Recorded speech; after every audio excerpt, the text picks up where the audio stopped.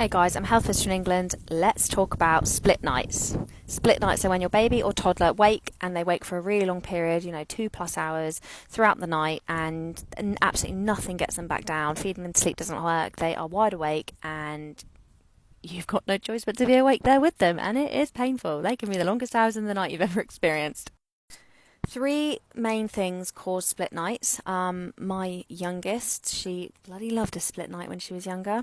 The top three things with split nights that cause them is one, a huge developmental leap around this time as well. They're changing from, babies to toddlers. It's a big change, or going from at two, they're going from toddlers turning into little children.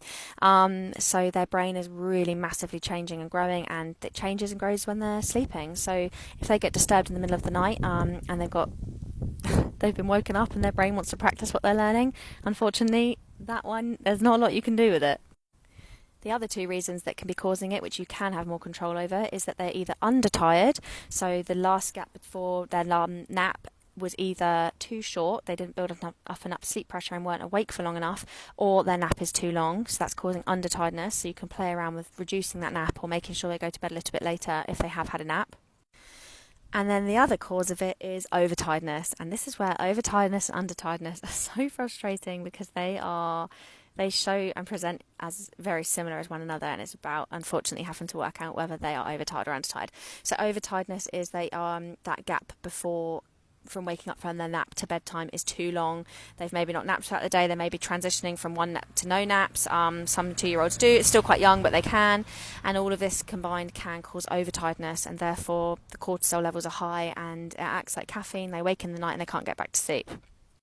So with my daughter, I tried everything. I tried going down and laying on the sofa with her, tried things that aren't recommended, putting the telly on, because at times I was just absolutely at my wit's end.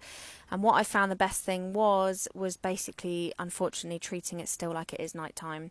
I would sometimes put books in her crib for her to read, or I'd say she can play with her toys in her bedroom if she was still doing it as a toddler and her bedroom was safe for her to be in. But she would always eventually go back to sleep, and you have to just remember that, unfortunately, it will pass, and just trying to play with those naps and bedtimes and working out whether they're overtired, undertired, or if it is, unfortunately, just a bit of development, and that tomorrow's another day. I used to always find that if she'd done a split night, she wouldn't again for a few nights. So I'm sending you so much strength.